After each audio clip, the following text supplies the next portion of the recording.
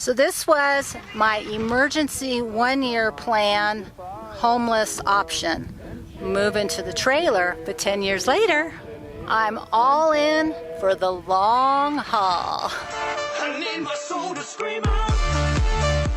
Well, it's time to check in again, and today I really want to talk about this idea that is sort of buzzing around. I referenced it in a previous video, and that is this coming massive wave of evictions and foreclosures that will most likely result in emergency homelessness for anywhere between 10 and 40 million people. I've heard even higher numbers are being thrown around.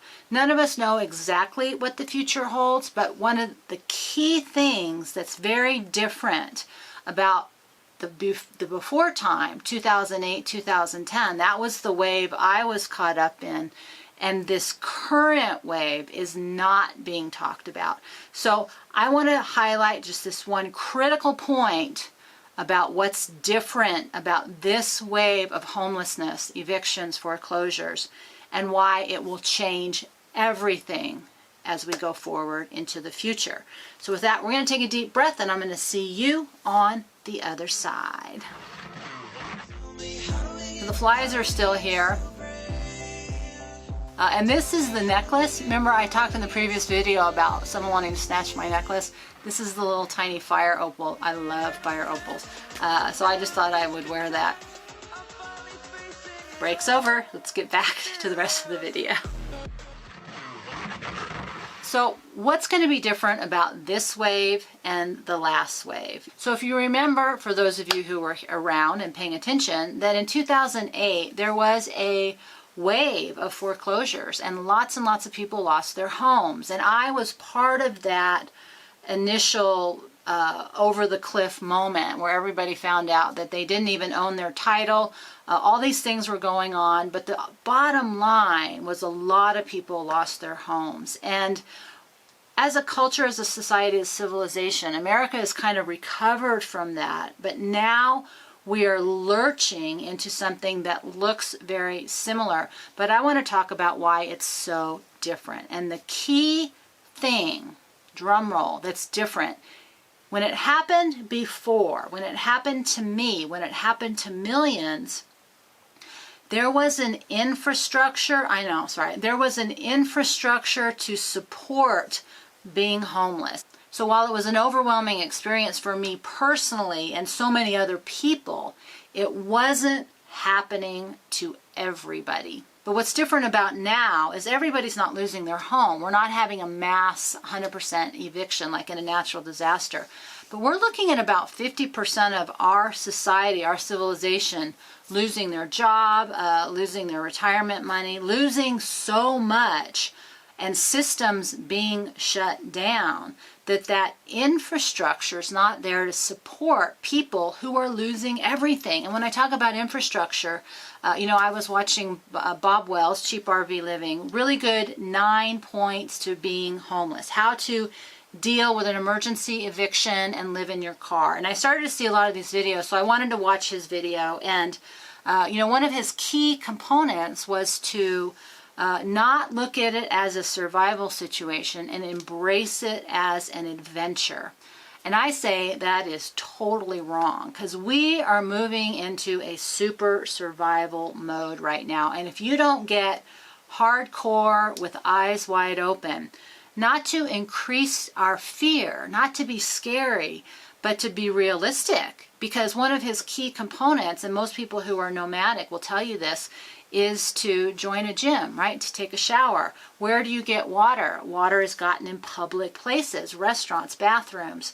Bathrooms are in restaurants and gyms, showers. All these things are the infrastructure that don't exist. When you're homeless, whatever it is, if you're living outside in a tent, if you're in a car, if you're in a van, if you're in an RV, if you're living on somebody's couch, if you're living in a shelter, whatever version of emergency that you are in, you don't have long-term food storage. You don't have a consistent place to stay.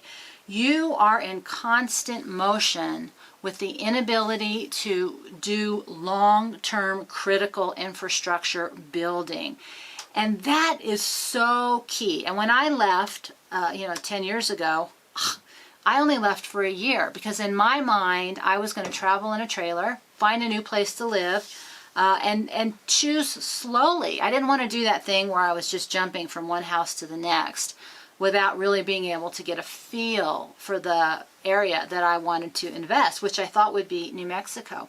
And so I planned on a year, but what happened was I really like living mobile. I like being tiny, and I like having the freedom to go someplace. Now, I have been static for a long time. I got tired of traveling.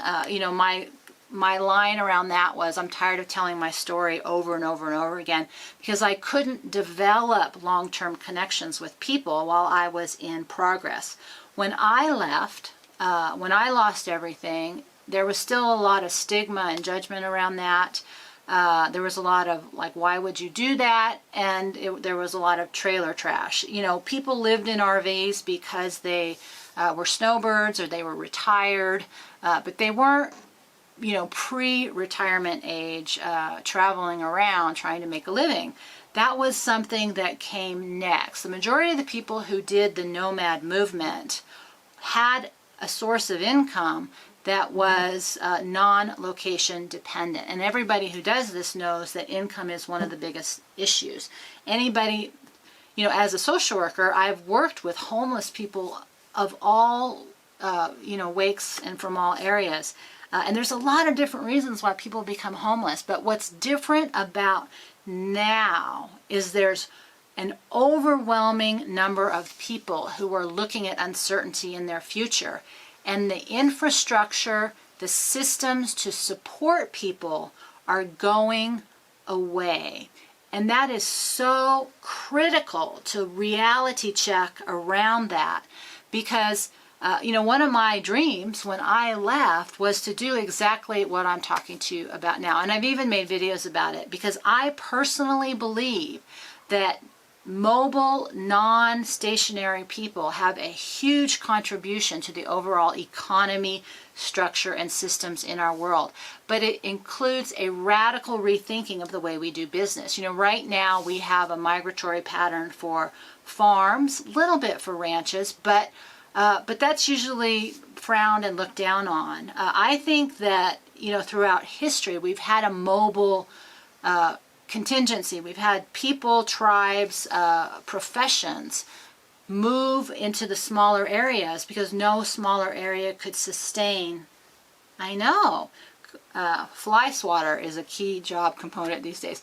So no, little towns or little areas just can't sustain, full-time people like horseshoeing, things like that. And so you had a lot of mobility.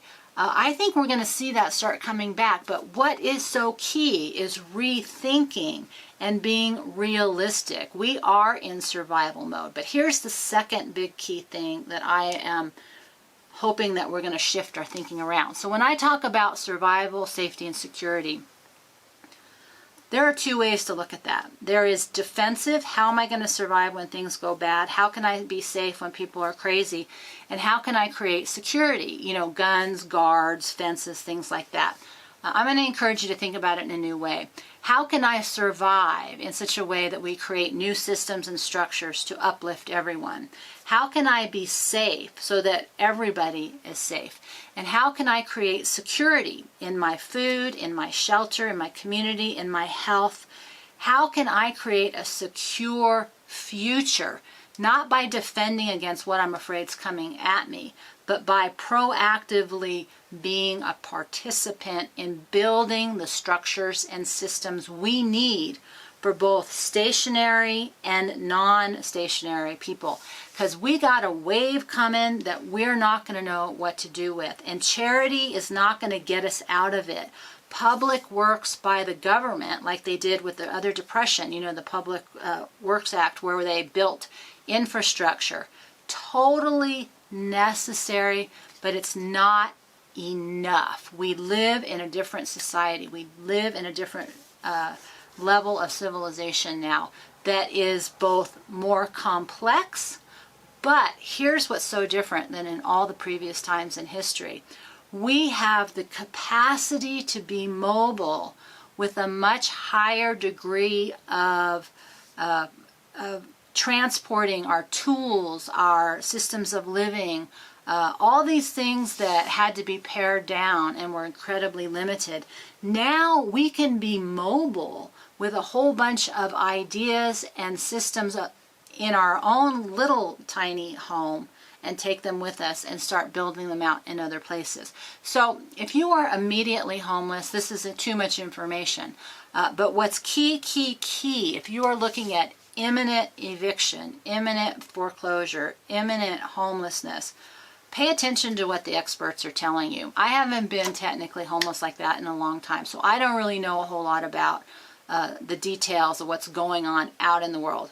I am in the process of learning them again, but not my area of expertise. But what I can tell you is I've been through this. It's extremely difficult. It's hard. It's overwhelming. It's discouraging. It's terrifying.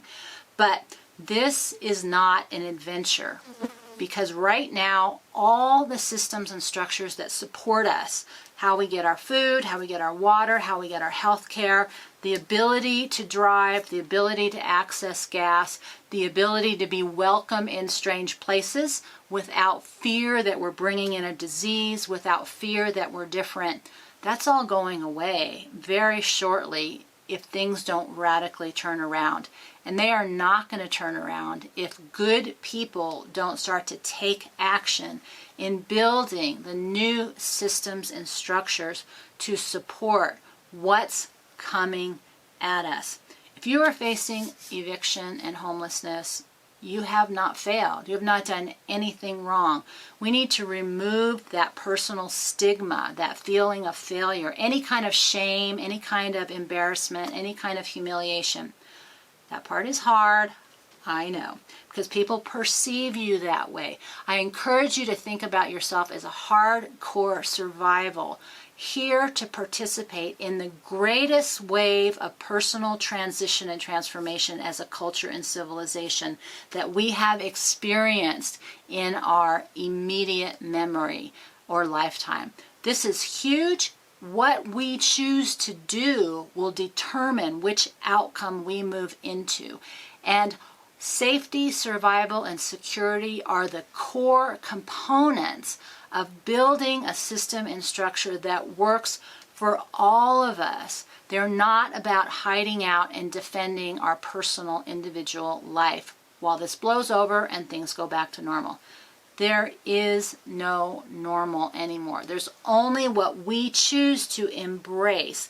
And so for all of us who don't have a permanent address, long-term storage, or a clear-cut future, this is our moment to shine, not in fear of our survival, but our strength in the systems and the structures that we can create. Because now we have the mobility, the agility, and the wisdom to do it different, because the other way didn't work. So with that, I'm ready to get out of the flies. We're going to take a deep breath, and I will see you next time.